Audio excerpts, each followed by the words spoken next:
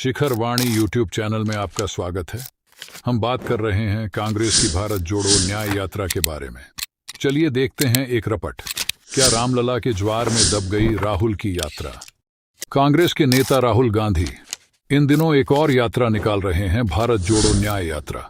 पूर्वोत्तर से शुरू होकर मुंबई तक जाने वाली इस यात्रा का मकसद लोकसभा चुनाव में मोदी विरोध का वातावरण बनाना है। इंडी गठबंधन का इस यात्रा को समर्थन दिखाई दे रहा है।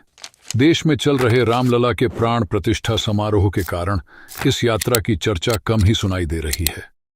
इस यात्रा को मीडिया में जितना स्थान मिलना चाहिए था, उसे जगतगुरु शंकराचार्य महाराज ने ले लिया। तब राहुल गांधी की इस भारत जोड़ो न्याय यात्रा को स्पेस कम ही मिलता दिखाई दे रहा है। देश में राम मंदिर और राम आएंगे, इसकी चर्चा जन सामान्य की बात हो चली है।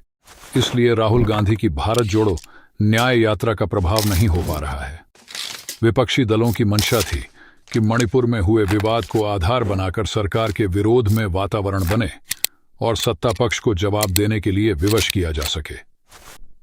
लेकिन स्थानीय स्तर पर चर्चा के अलावा कोई खास प्रभाव बनता नहीं दिख रहा है। वहीं दूसरी ओर न तो मोदी बोल रहे हैं और न ही राम मंदिर निर्माण में लगे लोग। सबका मानना है कि 22 तारीख के बीत जाने के बाद हिसाब किताब कर लिया जाएगा या मांग लिया जाएगा। अभी तो आयोजन को बिना बाधा के पूरा किया जाए। ऐसे में राहुल गांधी का दांव नहीं चल पाया। इस यात्रा से पहले राहुल गांधी ने भारत जोड़ा यात्रा की थी।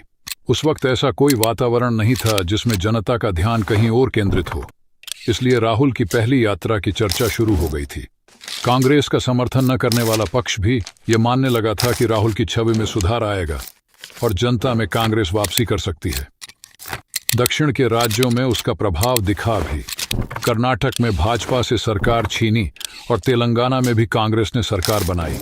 एक और राज्य आंध्र प्रदेश में समीकरण कांग्रेस ने अपने पक्ष में किए हैं। केरल में राहुल गांधी के चुनाव लड़ने का प्रभाव दिखाई दे सकता है।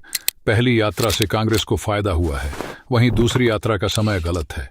यह भी हो सकता है कि विपक्षी दलों ने यह विचार किया हो कि राम मंदिर का मामला उत्तर भारत में अधिक प्रभाव डालेगा, जहां भाजपा पहले से ही सबसे अधिक सीटें पा चुकी है। ऐसे में इंडी गठबंधन का मानना है कि दक्षिण के बाद पूर्वोत्तर में अपनी ताकत को बढ़ाया जाए। इसलिए यात्रा का मकसद अपनी जगह है, लेकिन समय को लेकर सवाल है। जब यह यात्रा पूर्वोत्तर से निकलकर उत्तर भारत और मुंबई तक जाएगी, तब राजनीतिक मौसम साफ हो जाएगा। अभी देश में राम मंदिर का ज्वार है। ऐसे में विपक्ष को अधिक कसरत करने की कोई जरूरत नहीं है। शंकराचार्य स्वयं विपक्ष की भूमिका निभा रहे हैं। उनमें एक हैं अविमुक्तेश्वरानंद जी, जो पानी पी पी कर कोस रहे हैं।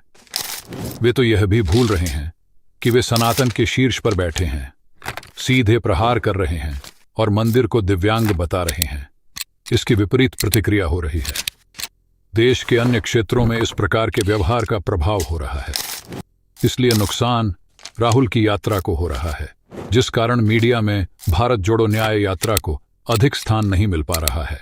ये कह सकते हैं कि रामलला के ज्वार में राहुल की यात्रा कहीं दब गई है।